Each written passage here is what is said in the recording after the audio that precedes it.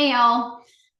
It's been interesting starting up this podcast and trying to get things organized and trying to set up dates with fellow people who I'm really looking forward to having on as guests. But it's really hard to find time with other equestrian business owners and people who run their own businesses because we all work such weird, wonderful hours and have really busy lives. But I'm really looking forward to committing, starting now in September, to having more regular guests on, to recording a little bit more regularly. One of the things I said when I was starting this podcast is you're going to get complete open honesty, which sounded like really easy to do. And then in reality, hard it's hard sharing pieces of yourself, and it's so different because I've shared a lot online of my health journey, troubles, issues, but it's always been in writing, and it's so different to be on the other side of the screen bawling my eyes out typing, but saying it out loud and saying it is different. So like I said in the first episode, the only time you'll get me to cry is talking about my horse. So that might happen in this episode because I have a rough outline of things I want to chat about. The main one is I've had this conversation with a couple of other people, and all of us have said that this doesn't get talked about enough for horse ownership, and that's the gray area of quality of life and having a senior horse, having a chronically ill senior horse, and figuring out what's best for them and what's best for you as the owner. When I took on a senior horse, one of my friends, mentors, her biggest thing was, who does that horse want to be with them to make that decision? Who do they want to have with them in that moment? And that was kind of the deciding factor for me taking on my senior horse, Dickens, knowing that he's a senior horse with underlying health concerns, and that it wasn't going to be easy. It's been so much fun. I thought it was going to be this horse. My God, this horse. He has my whole heart in his little hoof, but it's been a really rocky 2 years that I've had him, with different health concerns. First, he ended up with pneumonia, and then he freak accident managed to puncture himself like super deep, nicked his carotid artery, literally me standing in the stall holding gauze up against it, and every time he turned his freaking head it would squirt. I'm laughing now, it's super not funny at the time. But it's funny now because this horse just keeps bouncing back. He is like, I think he's on his 10th life. I don't know. But yeah, had rehabbed through nicking his carotid artery. And then he had a bout of laminitis in September. And that just started a shit show of like ongoing health issues. Had laminitis. I don't even remember the order of things, but ended up with his first eye ulcer. And then it ended up eye ulcers in both eyes and melting eye ulcers, so like really not ideal. And then he had the underlying health condition of uveitis. So that makes treating eye ulcers more complicated. Laminitis makes treating everything more complicated because you can't use steroids. And then he had like a gazillion abscesses after the laminitis too. And it just was like, it was really stressful. But I have boatloads of support at the barn, and was still wide-eyed and bushy-tailed taking care of this horse. Since then, we are now on our third round of eye ulcers. And underlying health condition of Cushing's makes things just a little bit more, everything more complicated in terms of healing, in terms of rehabilitating anything. And then underlying health concern of uveitis and feeling like we've just never really had the uveitis under control. So then he's rubbing, getting little scratches. And what we're using to treat his uveitis is an immune suppressant. So then any speck of dirt, any scratch, anything that gets in his eye, so far has turned into an eye ulcer. And then despite the internet thing, it's going to take 3 to 6 days to heal his eye ulcers. His take weeks, months. And that looks like 6 different medications 3 times a day. And I'm beyond fortunate to be in a full care barn with one of my really very good friends as the barn manager. So, I mean, she does med twice a day, a lot of the time for me. And then I pop in once and do what I can. But I'm still out every day. I'm still worrying about him all the time. And there's the first hearing. But this is where it's so different, because I can talk to people about it and my brain becomes so disassociated that I can have these conversations with people and not get choked up. But it's so different sitting here talking aloud by myself. But I'm going to do it, and I'm going to publish this, even though it seems really scary. But this is where it's so hard. There's not a definitive, he's colicking, he's not going to come back from this. There's not he's in immense amount of pain, and it's not fair to ask him to continue to do this. There's no, even like, we need to remove his eye. I decided that was a hard no for me from the beginning. It's come up in conversation a couple times, but my vet has not at any point said, yes, we need to remove the eye, because it has eventually healed. And the problem is, it's not just one troubled eye. He keeps getting eye ulcers in both. But there's no definitive, this is it. It's more that, again, that gray area of, is this the life I want him to live? Financially, for me, like, full disclosure, I've spent at least $2,000 just in medical bills for him this summer, 2 months this summer, at least $2,000 just for meds, just for vet visits. And again, happy to do that if that means he's going to get over this and then have really lovely days. But with his uveitis, we can't treat his eye ulcers and his uveitis at the same time. So he doesn't get medication for his uveitis. So when he has the eye ulcers, he has to stay inside. So there were several weeks where he was just chilling in his stall. And this horse is a saint, and or also disassociates him, and I have that in common. And just, hey, this is my life now. But I carried that by myself for a really long time, being like, is this what I want his life to look like? And this is where being able to talk about this and have conversations that don't come with judgment, because that's the scariest part, is I know I'm not a bad horse mom. I'm an exceptional horse mom. A little like helicopter horse mom. So I know that, but it's still so hard talking to people about, like, I don't know what to do at this point, especially because, like, for right now, he's getting better, he's doing well. So, like, if we have some really nice days again together, this is all worth it. But one of the other pieces of this is, for me personally, I know everyone loves their horse.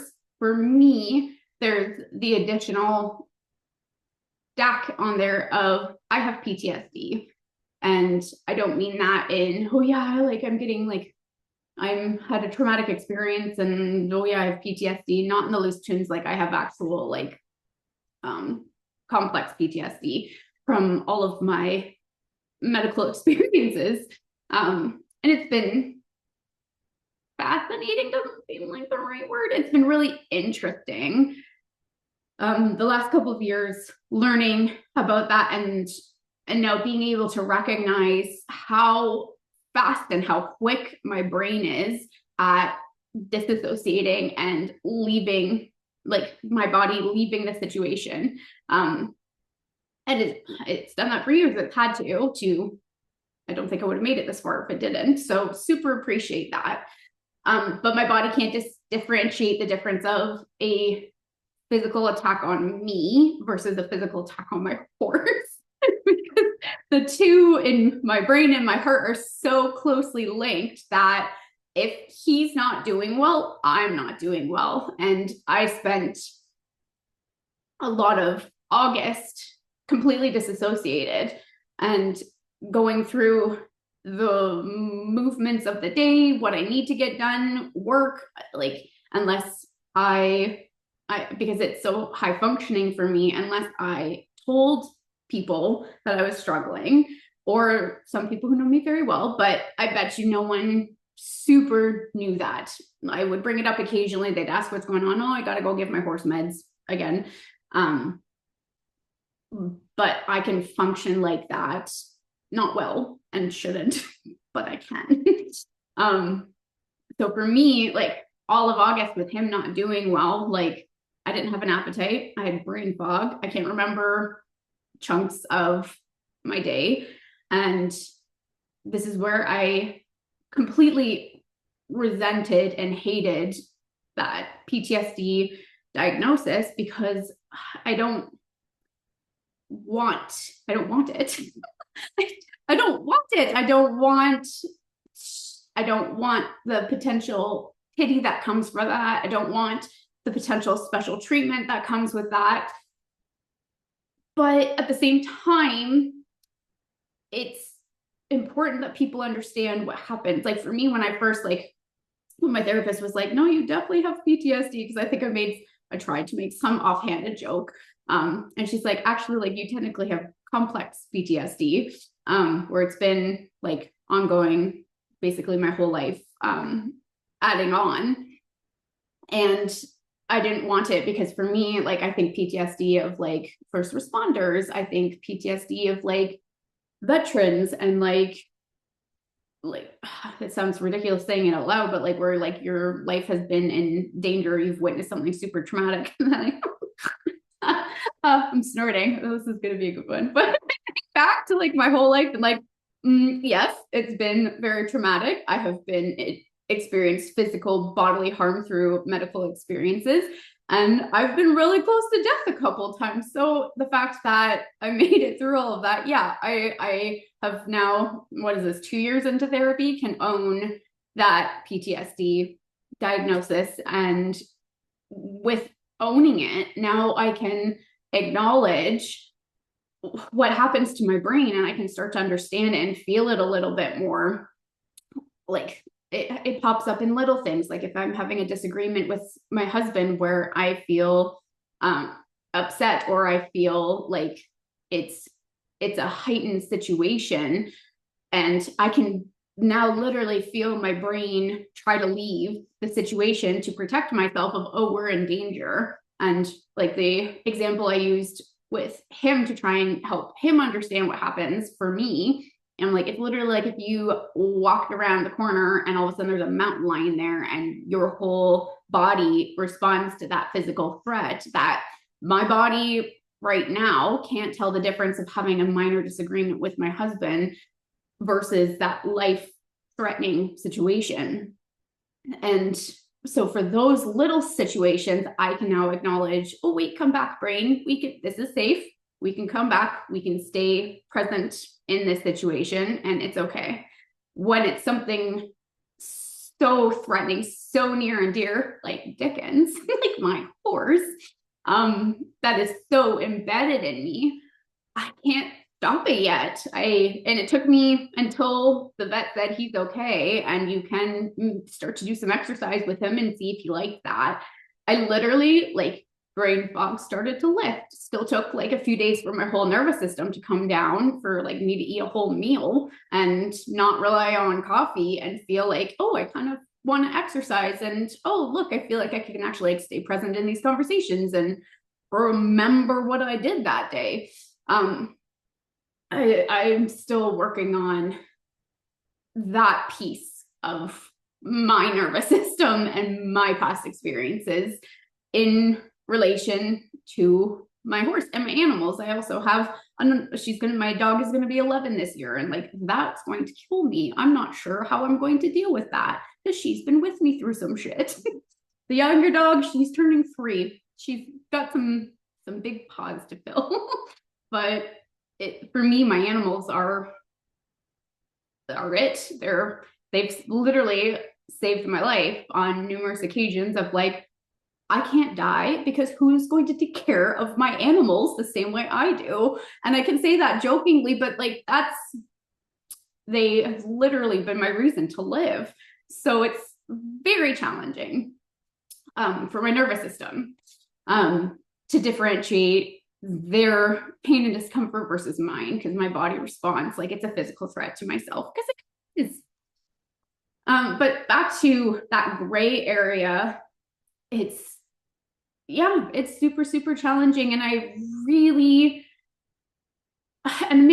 I really had so much faith in myself that I would know when it was time. And even like last fall when he had laminitis, abscesses, eye ulcers, I had a couple of clients who were like, honestly, I would have put him down then. And that seemed very, no judgment if people do or did. He was suffering. He was suffering for a long time. He was on lots of pain meds. I had faith that he wasn't in pain. I was doing everything I could to make him as comfortable as I could, knowing that we could come back from that, knowing that he could recover from that. So I don't regret that at all. And again, to each their own. So that seemed premature to me, but it's also like easy for people to say when they don't know him and they weren't seeing him day to day. But yeah, it doesn't get talked about a lot. Like I have quite a few clients who unfortunately have had really traumatic years. This past year has been brutal for having to put some heart horses down. Any horse going down is hard, but like they're heart horses. But it was a definitive, this is it. And while that is gut wrenching, I feel like there's some comfort in you've done everything you can. It's not like you're going to get 6 more really wonderful years after this. But with Dickens, it's really hard and very hard for me to know what's right for him, what's right for me. But talking to people has helped. And it's not that I need their approval, but to have people say no one's going to fault you, that meant more than I realized it would, for people to say that. Because again, not that at the end of the day, it's my decision and I took that on, and that's so sacred, so sacred. But yeah, I don't know what the plan is. Well, that's a lie. I do know what the plan is. And again, having conversations with people have helped to solidify what that plan is. Plan number 1, step number 1, we go day by day. And I take all the little joys and experiences I can, and then go from there. But I do think it needs to be talked about more without judgment of people's situations. It's like little, anyways. I'm not even going to edit this, y'all. I told you you're going to get authentic. Here's your authentic. But I do think part of why I have so much faith that I'll know is I've been close to death, and I have different situational awareness of where I would draw the line for myself. And not that directly links to an animal, but I kind of think it does. And I think each animal is different and it depends, but it's hard. And it's hard when it's numerous underlying health conditions that make everything so much more complicated. And yeah, I'll do it all again. One of my clients asked, she's like, not to replace Dickens, but she's like, do you think you'd get another horse after this? I'm like, oh yeah, as soon as possible. Yes, I will sign up and do this all over again. Because I can't imagine it will never be the same, but I wouldn't want it to be the same. I'm good for a new, different experience. Not yet. We're not there yet. But yeah, there's your thoughts on the gray area of ending an animal's life, and welcome to complex PTSD and how that in my world is directly linked. But now that some of that brain fog has lifted for me, yeah, it's interesting to go back and reflect on what the last month has been like, and how much more work I can do for my nervous system to not be in constant fight or flight entire month. And maybe not attaching my emotional well-being to a 22-year-old chronically ill senior horse. But a little late on that. But thank you all so much for checking in, for listening, and I'm really looking forward to seeing where this podcast goes. Yeah, there's so much out there that we can chat about, and I really look forward to the guests that I have lined up for joining and helping to bring awareness to topics that maybe don't get brought to light as much as they could or should. But thank you for checking in to the Equestrian Lifestyle.